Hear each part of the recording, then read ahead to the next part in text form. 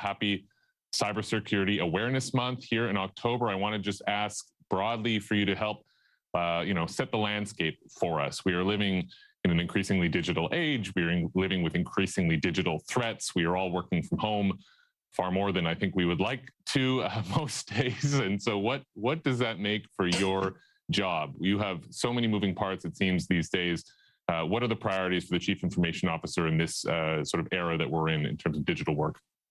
Yeah, thanks so much for having me, Josh. As Federal Chief Information Officer, this is a broad portfolio full of quite a few challenges, but also a lot of opportunities.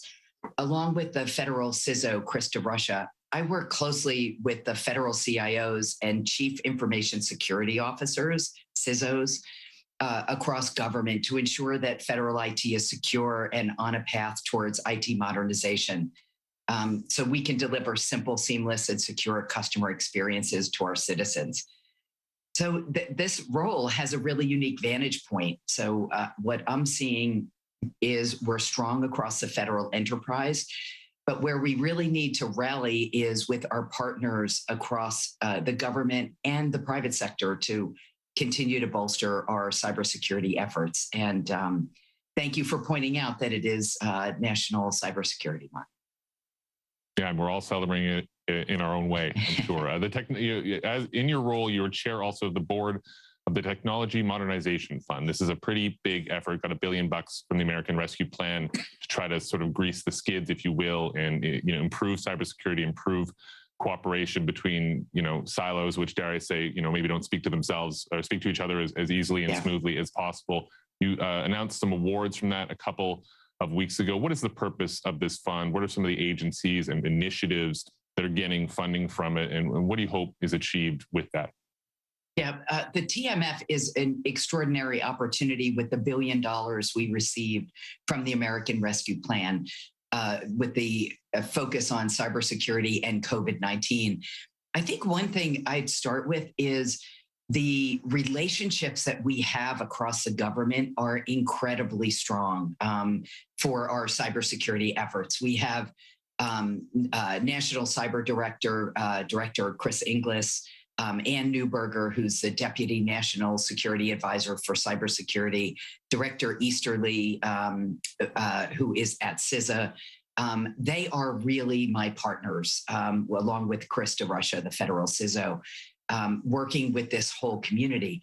So the TMF, the Technology Modernization Fund, had originally been funded with several $100 million. And it was agencies were required to pay back in full whatever money they were loaned to go on their IT modernization journey. With the American Rescue Plan, Congress provided us with $1 billion. And really the focus was to address the most urgent IT modernization challenges and to bolster our cybersecurity defenses in the midst of the COVID-19 crisis. So it's a great start in developing this modern, secure framework. But in a way, it is a down payment because we have a large federal enterprise and a lot of needs across that have been represented through the inbound proposals that we've received from agencies. Can you give us any hint? Yeah, I was going to say, sorry to jump on you there, Josh. Yeah, no problem. I can give you a little bit of a background on some of the project proposals we received.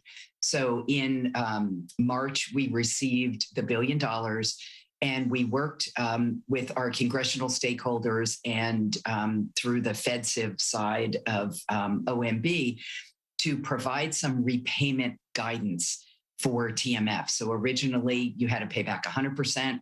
We realized because of these emergency circumstances that we had some repayment flexibility guidance that we could provide to agencies. So we structured the repayment model to be from full repayment, which is still totally appropriate, all the way to minimum repayment, which would represent the most urgent cyber needs of an agency that they weren't able to reprogram money immediately to deal with. So in most cases, being a former federal CIO myself, when something urgent came up, you pulled whatever levers you had available throughout both your IT budget and your agency budget to deal with the most urgent needs.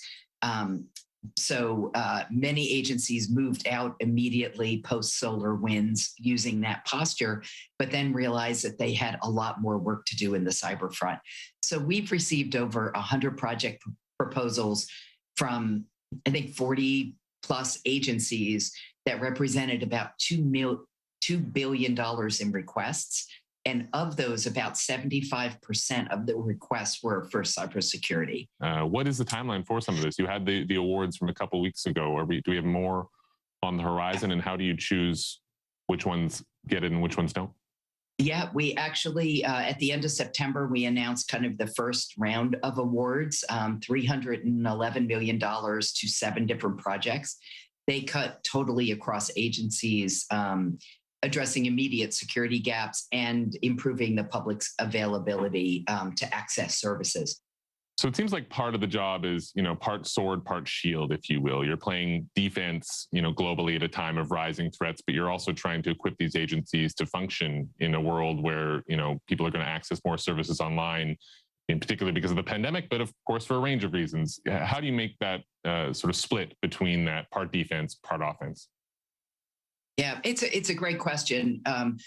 Most agencies focus immediately on the defense, right? When you're dealing with an attack in one segment, we learn from each other. We communicate really effectively across the federal FedCiv environment. And so I would say that they were primarily defensive, but we're really switching our posture to offense. We published out a zero trust strategy very recently as part of our cyber executive order. So in September, we released for public comment a draft strategy to move our government towards zero trust cybersecurity. And for those that aren't familiar with zero trust, it refers to a security model where instead of us concentrating on our defenses in our networks at the perimeter, we're treating the network and the people and devices that are using that network as untrusted and even potentially compromised. So it means, employees have to log in every single time, for instance. It means two-factor authentication, I suppose. Tell us more about what zero trust means for the government. Yeah, so with zero trust, along with the president's cybersecurity executive order that we issued a little bit earlier this year, we're asking agencies to make it significantly harder for even the most sophisticated adversaries to compromise an organization.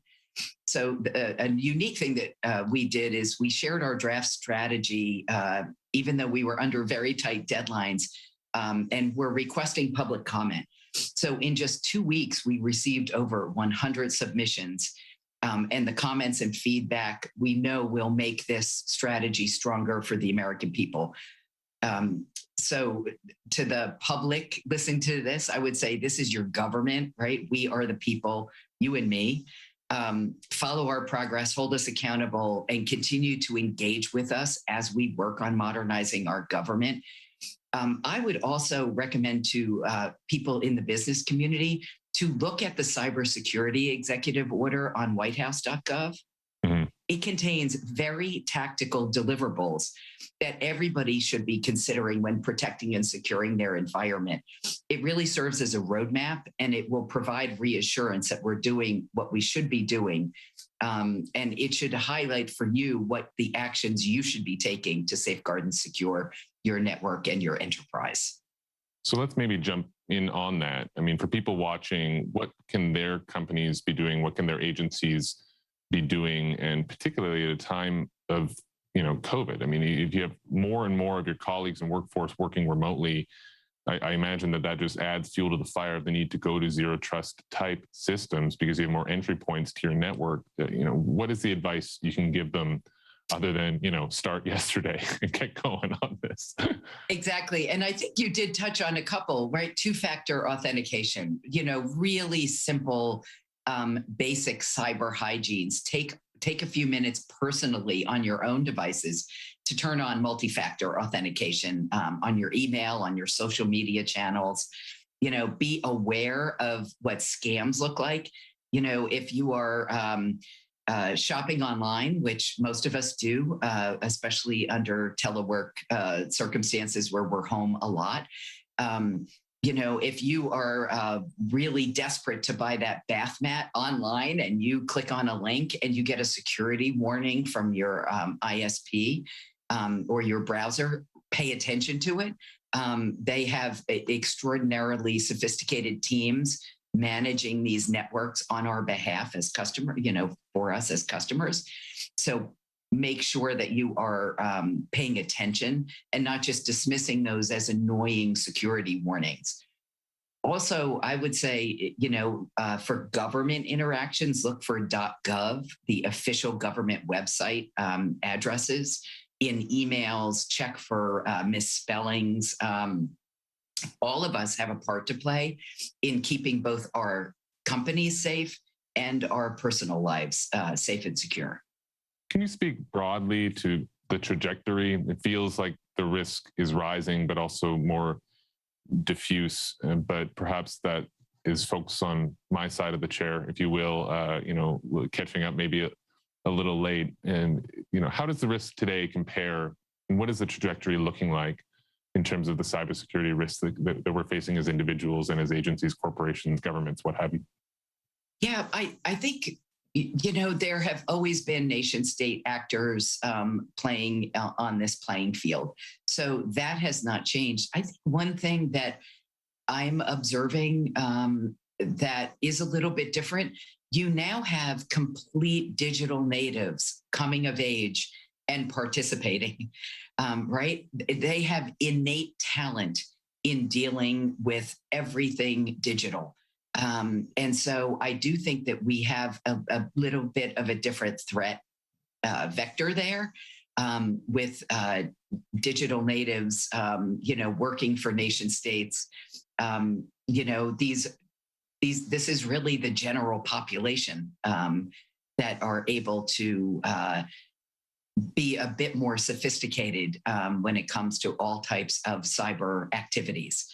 So again, I would say it really comes down to personal security, is making sure that you are using these basic tools, password managers, really basic things that should eventually become competencies that we're teaching in school for how people should be thinking about interacting with social networks and digital services of all kinds. So let's talk more then about government services. What through the pandemic were we able to change? I mean, a lot of, the government had to scramble to do a lot of things very quickly, PPP loans, that sort of thing. What were we able to change to make that go as smoothly as possible? And what did we learn about it in terms of going forward? I mean, are there lessons to be learned from COVID when it comes to regular annual tax filing, if you will, where that public interface can be smoother in an online setting? Well, you're hitting on pretty much my favorite topic of all, which is customer experience. And in the Biden-Harris administration, we believe that our customers, our citizens and the American public have to be at the center of everything that we do. Our citizens deserve a secure, simple, seamless experience anytime they interact with the government, when they ask a question or renew a passport or apply for a grant. The experience should be easy and intuitive, similar to the experiences that they have in their everyday lives with customer brands and apps that they're using on their phones. Mm-hmm. So over the past 18 months, we've seen private sector companies really pivot and maintain and improve, in some cases, that service that they've delivered to their customers. And they've invested heavily in designing and launching new digital tools and experiences. We're also doing the same thing in the federal government. We know that technology powers an exceptional customer experience, and we were able to do things in certain instances in days and weeks under COVID versus months and sometimes years, doing things like moving to digital signatures, adding functionality on websites when offices were closed for certain services that had previously been in person. But I think you're just seeing the very tip of the iceberg, because we are focused across the entire administration, just like we are on zero trust.